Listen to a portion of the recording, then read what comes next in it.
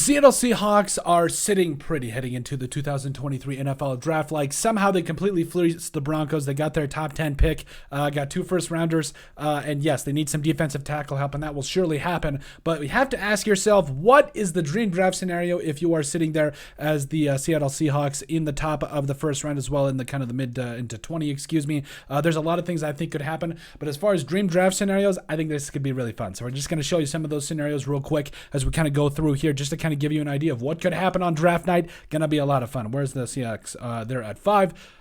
Just gonna go ahead and roll with it. So at the start of the draft here, I really think that the the Cardinals, rather, could really go at any particular spot here. They probably are going to trade down with the Colts because they know that the Seahawks most likely aren't going to go quarterback. And honestly, so the Seahawks could trade back here to get some more draft capital. But if you want to talk about dream draft scenarios, Jalen Carter falling to you here is pretty much it. Like, this is literally it. If you are the Seahawks, Jalen Carter getting you some more help there, you absolutely love it. So Jalen Carter is probably literally it. Also, so is Will Anderson Jr. I know who they bring in, Jones from the Broncos. That's fine too. They continue to fleece the Broncos. But now even getting it to 20, like, could you literally be able to get a guy like Brian Bresee as well as Miles Murphy here? Like, your first 2 picks in the first round, you shore up the rest of this defensive line like nasty, absolutely nasty. And I'm just going to go shooting from the hip here.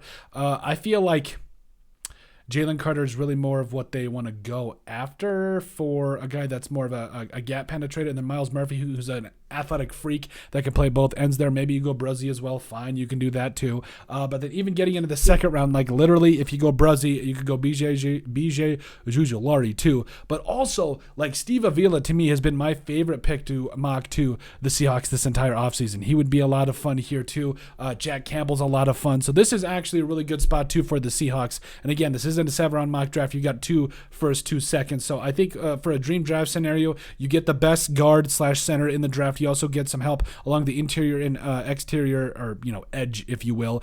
You could also get some help at linebacker, because I know Bobby Wagner is getting a little bit up there in age. I know he came back, but you do want to get some guys that really could help you out. So as far as the dream draft scenarios, this is literally it. The Seahawks might be in the best position out of any team in the NFL draft. Plus, if you want to double down, that's fine too. They've got draft picks all over the place here. Now, what happens if they want to go quarterback? I know it's been talked about. I know it's been befuddled, whatever.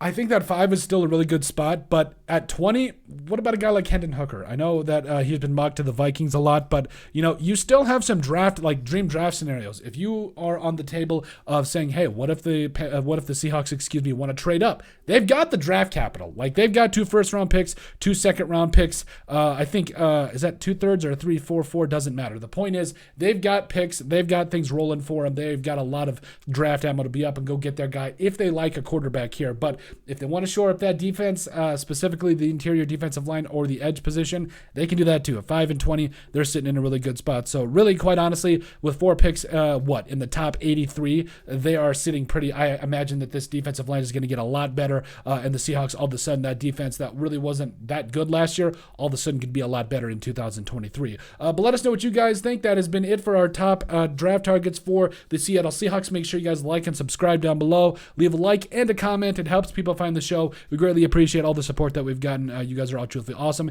In the description down below, you'll find all of our social media platforms. So give us a like and a follow there. Also, remember to give us a listen and sub on iTunes. And finally, if you have anything else you'd like us to cover, send us an email at thesportsbp@yahoo.com or put in the comment section down below, and we would love to cover it. But let us know what you guys think about our top draft targets for the Seattle Seahawks in the 2023 NFL Draft.